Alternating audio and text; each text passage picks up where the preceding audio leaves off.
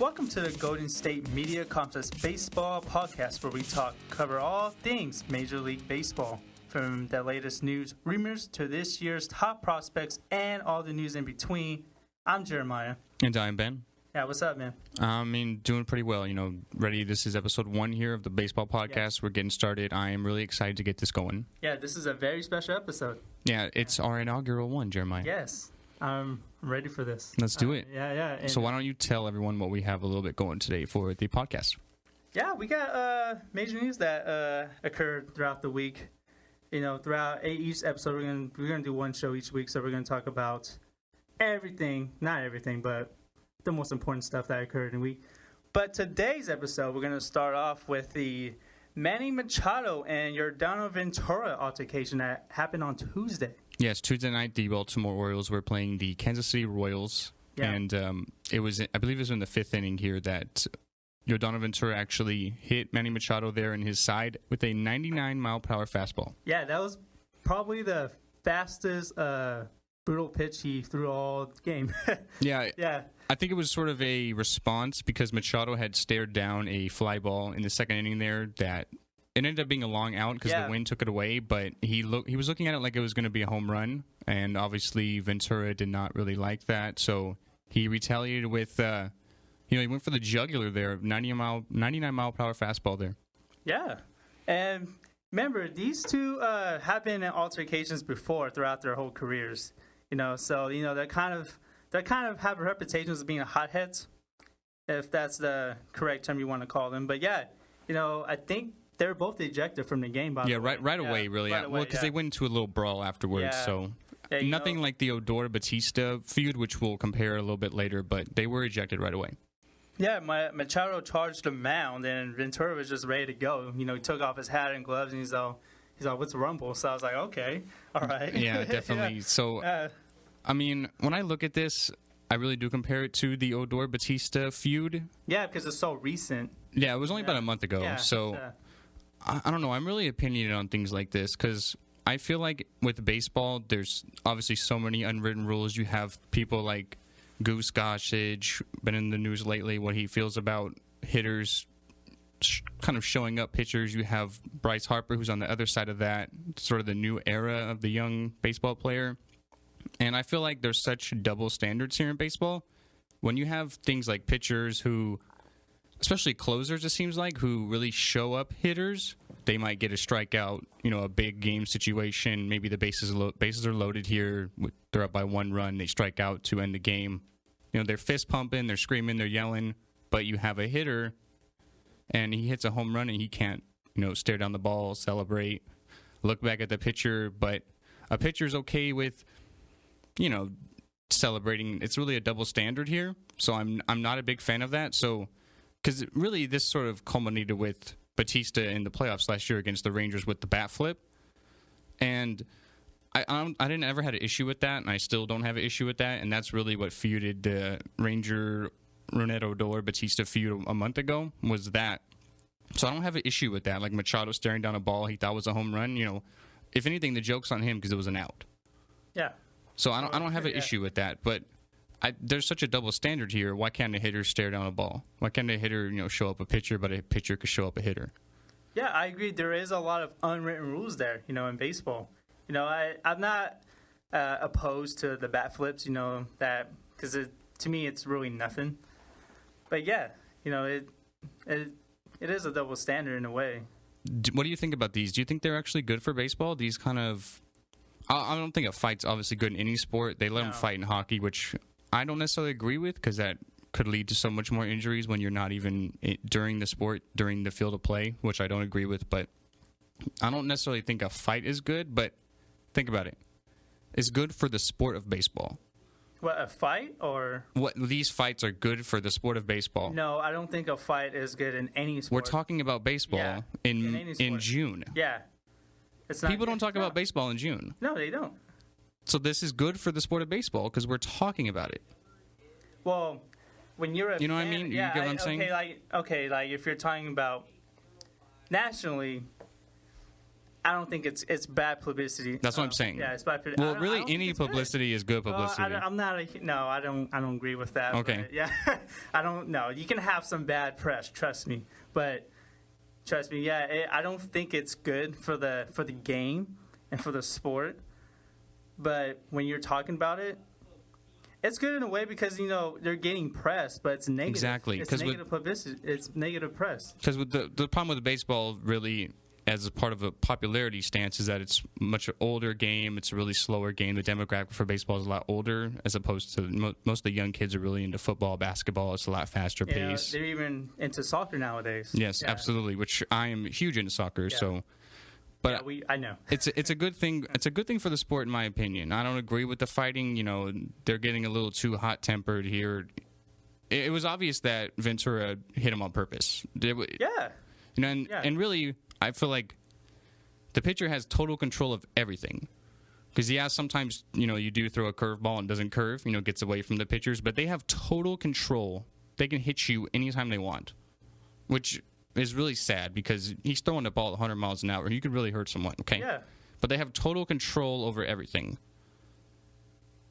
You know what I'm saying? Mm-hmm. So, I mean, did you actually see that what this Baltimore restaurant did with Manny Machado? Oh, yes, I did. Yes. So he actually got free seafood for life. So the story here is it's Jimmy's famous seafood in Baltimore. So after Machado had charged the mound and started punching Ventura, he actually got a good punch on him there. Nothing like Odor got on Batista, don't get me wrong, but he landed a good shot on him, okay? Threw him to the ground, too. Yeah. So actually, Jimmy's Seafood gives Manny Machado free seafood for life. It's Jimmy's Seafood in Baltimore. The tweet here is free crab cakes, steamed crabs, and meal preps for life for Manny Machado. He's a real man, definitely not soft. I think that's funny. I know, it's hilarious. It's something to laugh about. But going back to the fight, you saying that it's good for the game. Well, I kind of want to talk about that. The only thing that I agree with is defending yourself. Manny Machado had every right to defend himself. Absolutely. Oh, yeah. And even Buck Showalter, the Baltimore manager, and his teammate Adam Jones, they're like, you got to defend yourself. And I agree. It's kind of like going back to the Batista and Odor fight. Batista wanted to defend himself in that fight because Odor is the one that started, I believe, right? Oh, I mean, I feel like it was really back and forth because depending on how you look at it, you could say Batista started with the bat flip, and then you have the retaliation with getting hit. Batista got hit in his last at-bat of the last game of the season between the two. So they waited until literally the last second to retaliate. Okay. That's the last time they're playing, too, right, the season. Right. And then you have Batista's sort of retaliation of that by doing a hard slide into Odor when he tried to turn double play. So then you have Odor retaliating to that with the punch. So you have really just a snowball effect of like 4 or 5 events. Yeah. Well, So in that instance, Ronald Odor got suspended 8 games, and Joey Bats got suspended 1 game. So Jeremiah, what do you think that Machado and Ventura get suspended in this situation? They're definitely going to get suspended. I think it could be up to 8 to 10 games. By the way, I kind of think for both of them. Like you're thinking 8 to 10 games each? Maybe Ventura. He deserves the blame in this situation. Okay. Yeah, he's the one that provoked the situation. So I think he's going to get suspended more games. Do you think they're going to sort of look at this instance as, okay, you saw what happened between Texas and Toronto. You guys need to learn from that. You obviously didn't by doing the same thing a month later. Do you think they're going to take that into consideration and be much harder on these two because of that? I think they are. Okay, so what do you think about these two guys? They have a history of altercations throughout their careers, and these guys are only like Machado. I think is like 23, and they're both really young. And they're both obviously good players, but they're still rising prospects in a way. Yeah, there's still like Machado has emerged as one of the top hitters in the game, and Ventura he's struggled this year. But he had a really good rookie year. But still, these guys have. I think it's the only way these players are going to learn about, fighting in the game. They're going to be disciplined. Yeah. So, give me an exact prediction. What do you think? How many games? I'm going to stick to 8 to 10 games. I know that might be a little harsh for Machado, but I think it's better if they get suspended the equal amount of games. Because I still think Batista could have got more than one, and Dorsett definitely got suspended more than 8 games. Think so? Yeah, you kidding me? Okay, so I think when you look at these suspensions, I don't think it's fair. Okay, because say you suspend Ventura for 8 games. Okay, he's only missing one start. He did get suspended 7 games, I think, last season too. Okay, so he has a history. Yeah, he has a history of that. Yeah. So say you suspend him. Let's just throw out 7 again. Okay, he's only missing one start. He should only play 1 every 5 days on average. Okay, so I think there's definitely a little bias there because Machado gets suspended 7 games. He's truly missing 7 games. Yeah. You know, Ventura's only going to miss 1, maybe 2 starts. I kind of agree with what you're saying. Maybe 8 to 10. I don't think it was as bad as Batista Odor. Not, but I think. I think that the history there and trying to learn from last month, because baseball doesn't want this. No. So I think maybe if they take that into consideration, they'll maybe be a little more harsh on them. So I think 8 to 10 sounds about fair. Yeah.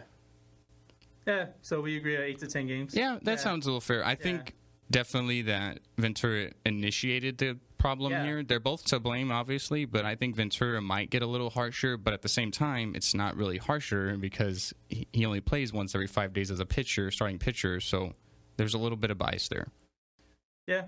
I agree. You can't, it's the perfect number. Not the perfect number, but I think it's the number that is going to be around there, 8 to 10 games. Yeah, I agree. So we're going to take a really quick commercial break. We're going to take a word from our sponsors, and we'll be right back in. We're going to jump into the possibility that Madison Bumgarner will be in the Home Run Derby next month. We'll be right back here on the Golden State Media Concepts Baseball Podcast. Tired of searching the vast jungle of podcasts? Now listen close and hear this out. There's a podcast network that covers just about everything that you've been searching. Hey! The Golden State Media Concepts Podcast Network is here. Nothing less than a podcast bliss with endless hours of podcast coverage. From news, sports, music, fashion, cooking, entertainment, fantasy, football, and so much more. So stop lurking around and go straight out to the Golden State Media Concepts Podcast Network. Guaranteed to fill that podcast itch. Whatever it may be. Visit us at www.gsmcpodcast.com. Follow us on Facebook and Twitter, and download us on iTunes, SoundCloud, and Google Play.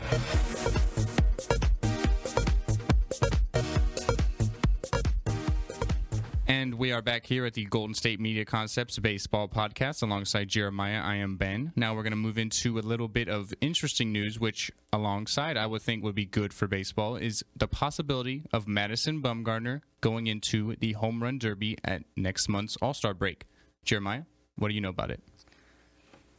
Last weekend, Bumgarner took batting practice at Busch Stadium, before their series finale against the Cardinals. Okay. Yeah, and he was putting on a show, hitting long balls, including one in the Big Mac land, in the upper deck up there in St. Louis. So, yeah, man, he even told Buster Olney of ESPN that he wants to be in the Derby, and if he's invited, he's going to do it. Yeah, Bumgarner's definitely the best hitting pitcher, let alone just power. He's got 11 home runs in his last 3 seasons, and he's got 13 career home runs. Matter of fact, I got some numbers. Okay, numbers. Why don't you throw them out there? Yeah, Bumgarner, like you said, Bumgarner has 11 home runs in his last 90 plate appearances. This is dating back since his last home run last Thursday, I think. Okay. Yeah, against the Braves. There's 2 other players that have the same amount of home runs and the same amount of plate appearances. That is Bryce Harper and Mike Trout. Definitely 2 of the best hitters in the game. Bryce Harper, much more of a power hitter than Trout, I would say, but still, they both have some pop. Even though Bumgarner has more strikeouts, but still. Yeah, Bumgarner, it's either a home run or a strikeout. He's swinging for the fences at all times. But yeah, man, I think it'd be great for baseball for Bumgarner to join. Yeah, definitely. It would definitely give me a reason to watch the Home Run Derby. I've never been a big fan of the Home Run Derby. It seems like everyone who wins it sort of has a falling place after that, doesn't have a really good home run statistical second half of the season. I know that, Josh Hamilton for a while back was he hit the record. I think he had he was back-to-back champions at one point. And then he sort of had a falling out in the second half of the season after he won it. So, but as far as Bumgarner in it, he'd be the first pitcher. He's definitely going to I would say he has a chance to do it. I mean, he swings for the fences every time. It would be in San Diego, which is Petco Park, which is known as not a hitter's park, which might have, go against him. But you know what? It would go against everyone because everyone's they're hitting in the same spot. So he hasn't got a home run in Petco Park. He's 3 of 24 lifetime there, so he hasn't hit a home run there. But I think it would be good for the sport. Yeah, not only that, it'll probably be memorable. Because think about it. Can you name me, like, the last 3, like, home run derby champions and, like, the memories from those past 3 contests? I know that Cespedes won it. He won it back-to-back, and then Todd Frazier won it last year. But why can't you tell me about those home run derby? I really can't. Exactly. But with Bumgarner and the derby, there's going to be a lot of memories from that contest. Yeah, like I said, I don't really watch it. I think I compare it to sort of like the All-Star game in the NBA with like the skills, the three-point shootout, the dunk. It's not necessarily as popular. A lot of people watch it. A lot of baseball people watch it, but it's not really for me. So with Bumgarner in it, though, it's going to get me to watch it. Exactly. A lot of people are going to watch it, and they're going to want to see. Because home run derby, it's all a show. Hitting long balls, that's all it is. That's what Bumgarner does at batting practice. And he's going to hit, like, balls that are, like, thrown at... It's basically batting practice. Yeah, 69, 70 miles an hour. Yeah, they're not going to go 99. So, yeah. I would like to see it. Do you think it's going to happen, though? I don't think... He wants to do it. He wants to do it, but I don't think it's going to happen because Giants manager Bruce Bochy, he's very, very reluctant to have him in there. Do you think the MLB would even invite Mad Bum, though? I don't know. I don't know about that. I can't really answer that. I don't work in the front office. As far as the MLB is concerned, I say why not? Yeah. It would be great publicity. It would get people to watch it. This will actually be good for the game. Of course it would be, yeah. Unlike the negative publicity it had over the past few months. But yeah,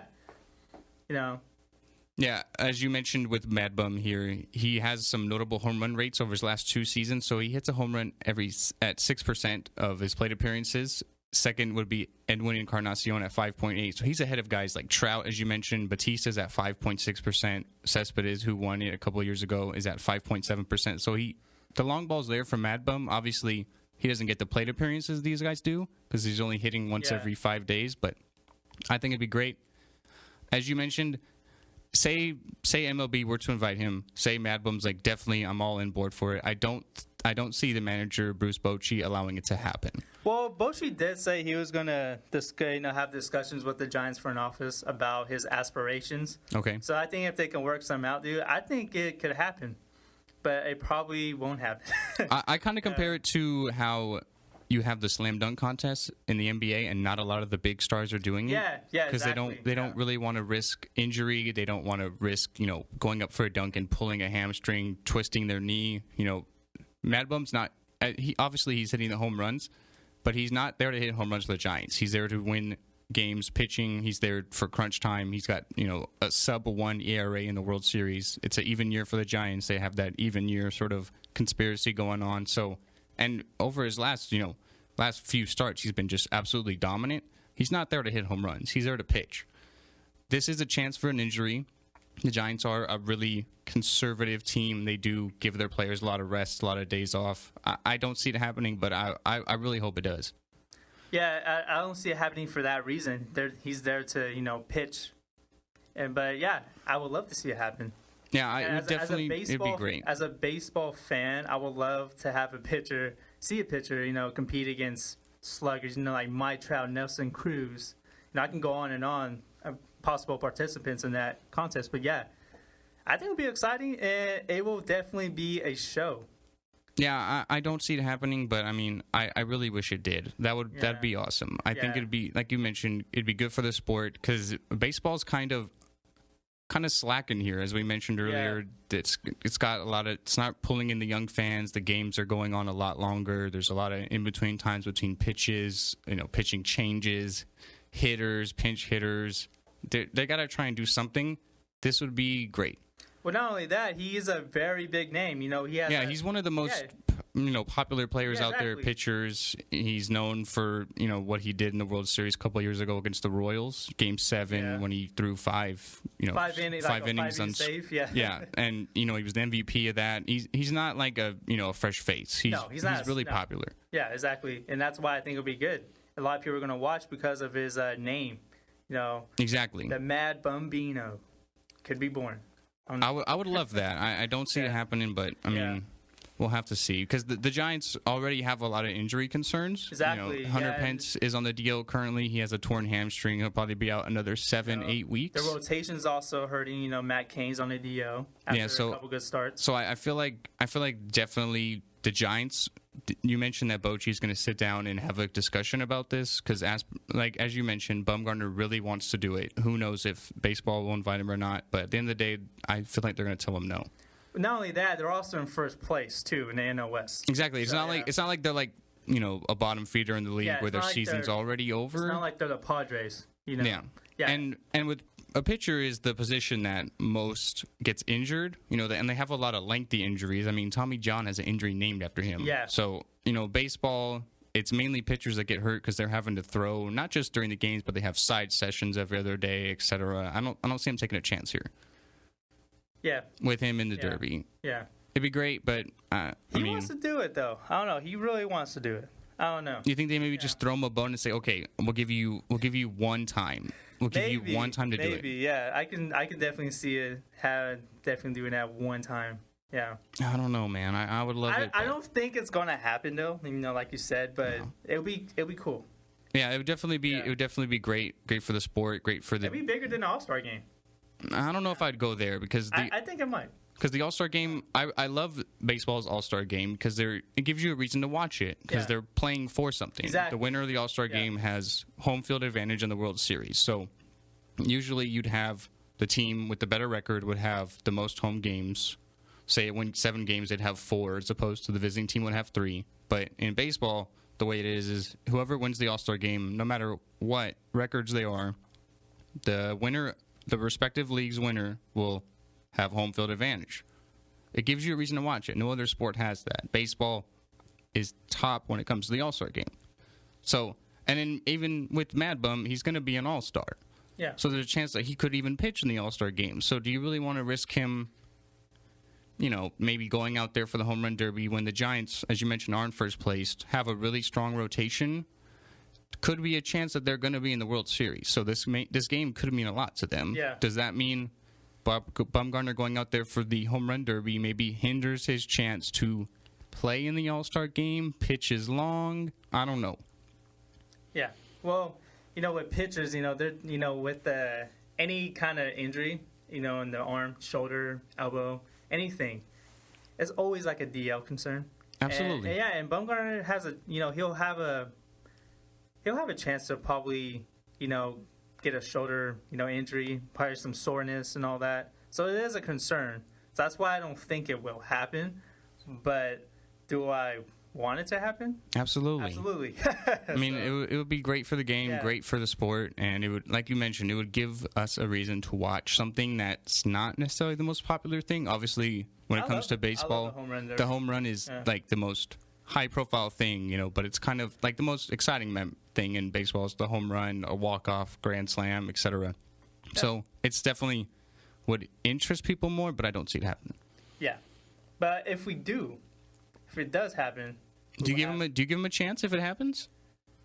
If he was actually in there against some of the top home run hitters, would you actually give him a chance? I see him probably going past the first round, but I don't see him actually winning it because he's not a pitcher. I mean, he's not a hitter. Yeah, I wouldn't give him much of a chance. I would give him to win it. That would actually be the story. We could probably, if that does happen, and if he wins the derby, that would be the story of baseball. I think. Not only that, at least the first half of the season. We'll probably do our whole show on that. I mean, down the line, but yeah, we'll have to wait and see. Obviously, we don't know if he's going to be in or not. The All-Star break is next month. It's going to be in San Diego at Petco Park, as we mentioned. We are going to, jump into our last commercial break here. We're going to talk back with a little bit of prospect watch. Talk about some of the top rookies in both the leagues. We'll be right back here at the Golden State Media Concepts Baseball Podcast. Don't go anywhere. Want to find out what movies to go see? Then check out the GSMC Movie Podcast. It's your ticket to the latest movies, whether it's a new blockbuster event, romantic, comedy, or action flick. This show has got it all covered. They talk some what to go see now. Don't bother. What's hot on Netflix and everything in between. That's GSMCpodcast.com/movie-podcast. When it's all about the movies, it has to be this new show. Don't forget to like them on Facebook and follow them on Twitter. Visit GSMCpodcast.com for more info.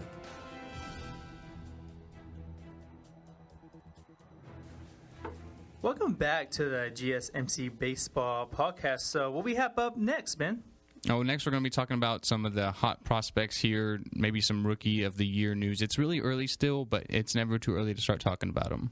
Yeah, well, this prospect talk to begin things is Julio Urias. Yeah, Julio Urias, the young Dodger pitcher from Mexico. 19 years old. Wow. Yes, 19. What am I doing with my life? Exactly. You know, he's 19 already playing in the big leagues, and I'm, obviously I'm grateful for everything, but, he's living the dream. He's living it up.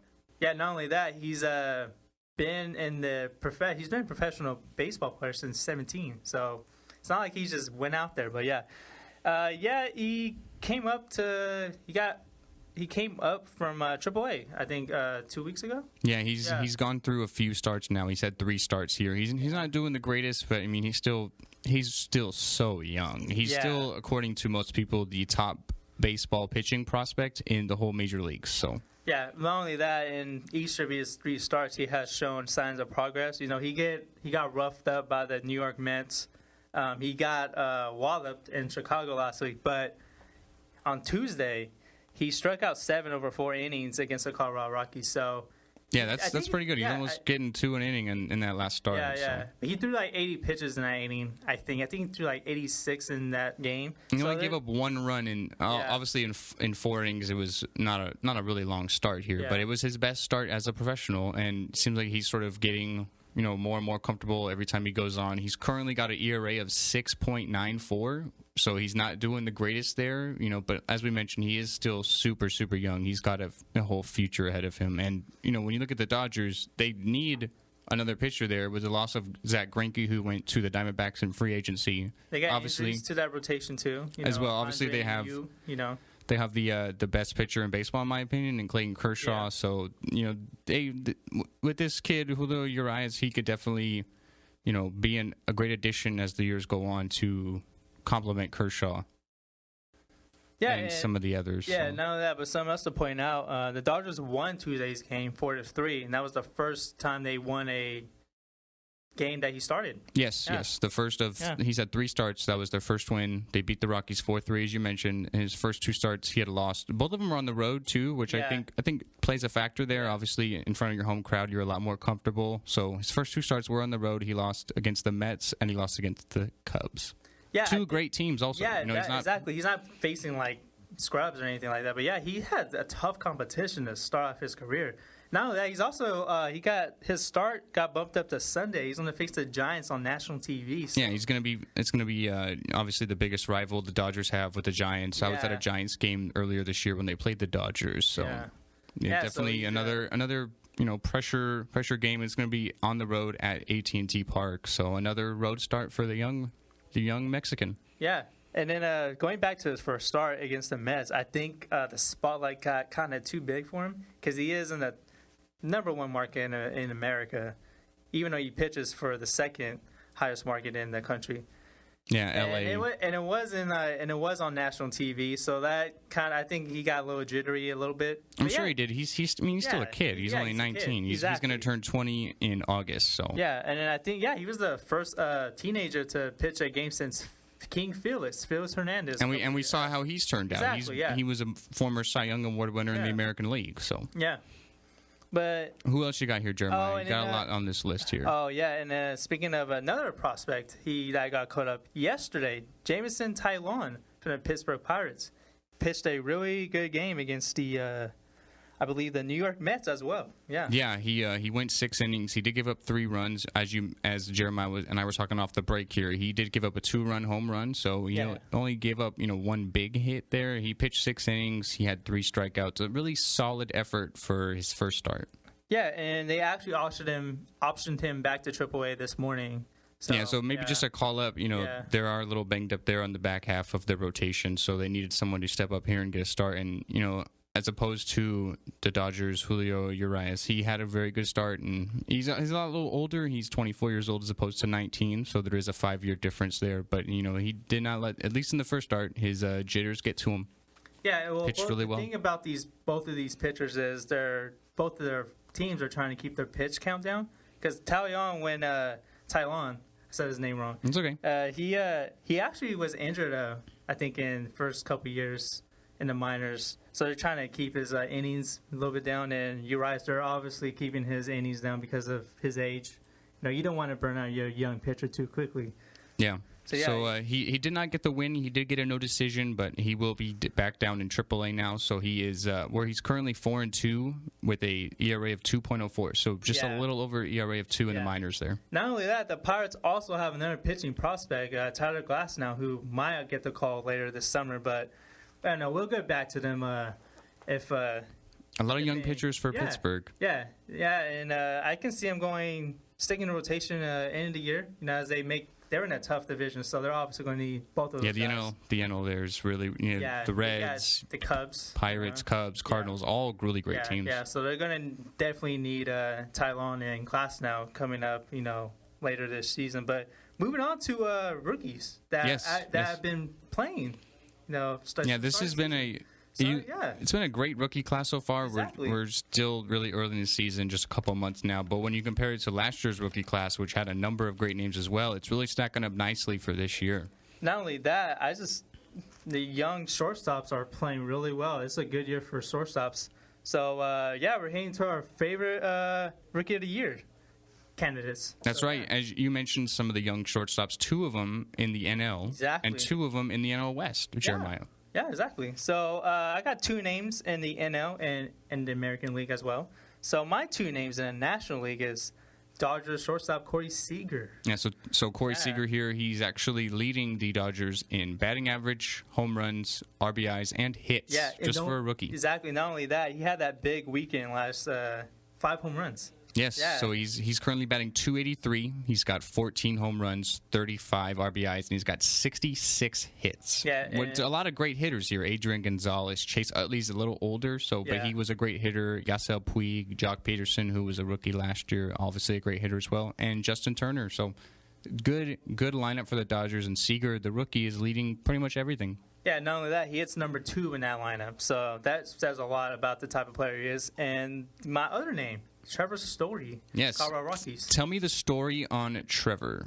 The story about Did you like that Story? there? Yeah. Trevor Story has been quite a story this year. Yeah. Especially his first week, he had like 7 home runs. I thought he was going to hit a home run every game. Yes, he does have the advantage of playing in a hitter's ballpark in Colorado, obviously with the atmosphere and the climate there. The ball really carries. You look at like Mile High with the Denver Broncos, seems like they're blasting 60-yard field goals and touchbacks all the time. So Trevor Story, he's not really doing too well with the average. He is batting .258. But as you mentioned, he's got 16 home runs and 42 RBIs for the Rockies. Yeah, he hit 7 his first week, as I previously said.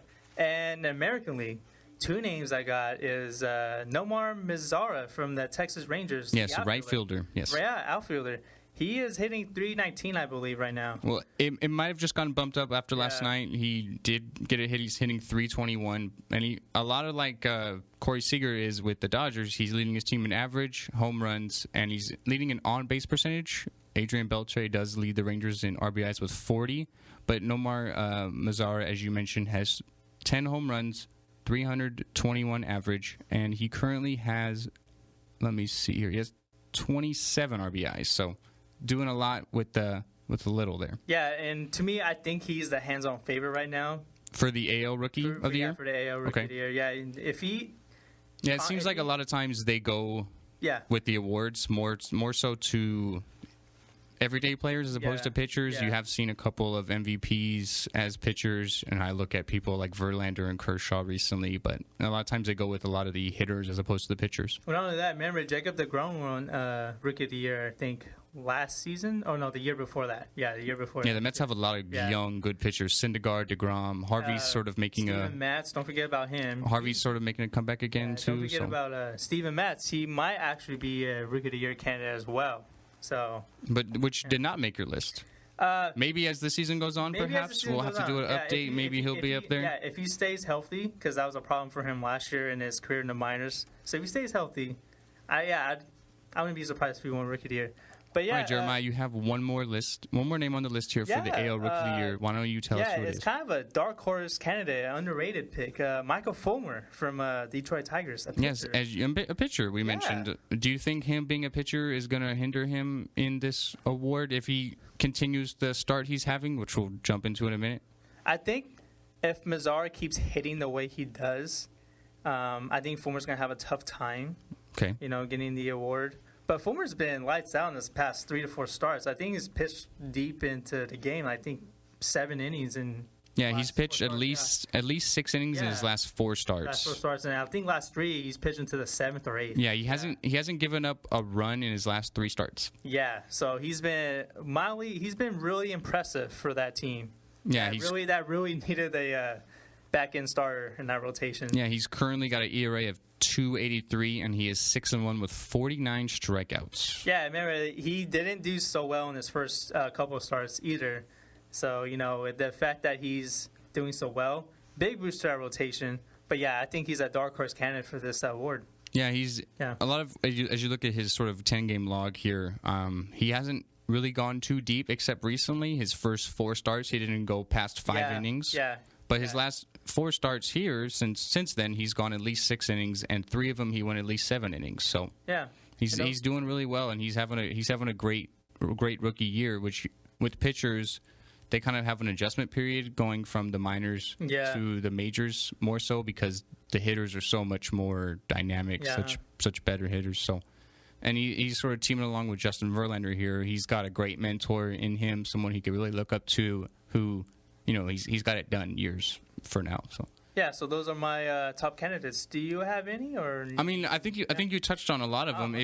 If the season ended today, who would you go with? The season ended in these 2 categories? Yes. If say the season were to end today, who would you go with? I would go with Seager in the National League and Mazzara in the American League. I think Seager definitely has the advantage over Trevor Story because he's not really hitting as well average-wise. Not only that, Trevor Story strikes out a lot. Yeah, he's sort of like home run or bust in a way, and he's in a great hitter's ballpark. So I think that definitely plays well for him. But voters probably take that into consideration here. And in the AL, I'd probably go with Mazzara, as you mentioned. Yeah. So.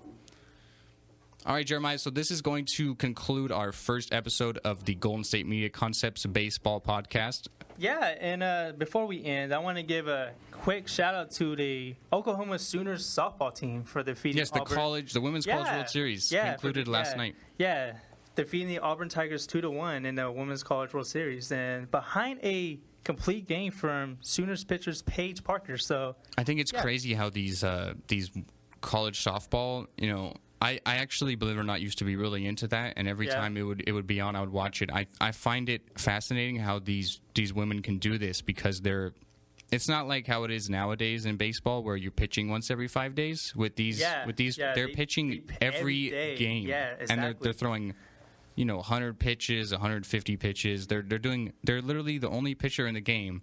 And yet they seem to pitch every day and constantly dominate. Yeah, that's something I noticed. I used to be the Sacramento State softball beat writer when I was a sports writer for the State Hornet, the student. Yes, the college paper. Yeah, and man, I appreciate the game a lot more. With the work that these women, the women had to go through, they pitch every single game. Not only that, they just don't pitch like 3 games. They pitch like 4 innings.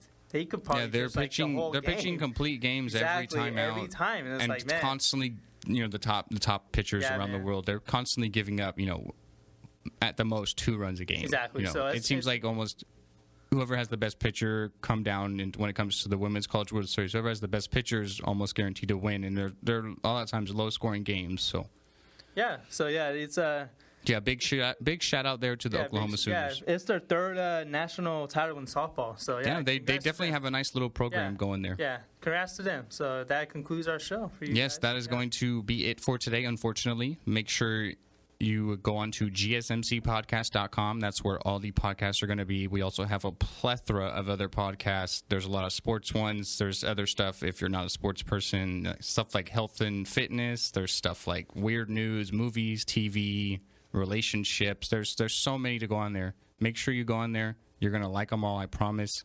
Yeah. You can also follow us on Twitter. It's at GSMC_baseball. There's going to be direct links to all the podcasts we have.